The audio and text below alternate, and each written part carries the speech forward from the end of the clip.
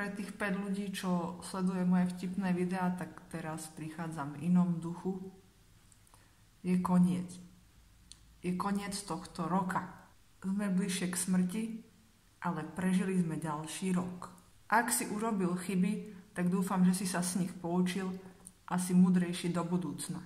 Svoj osud máš vo svojich rukách a na tejto zemi máme len limitovaný čas, tak rob veci, ktoré vieš, že by si mal robiť namiesto strácania svojho drahocenného času.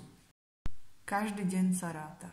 Každý deň môžeš robiť malé krovočky naproti tomu, čo si praješ. Snaž sa nebyť preťažený zbytočnosťami a maj balans.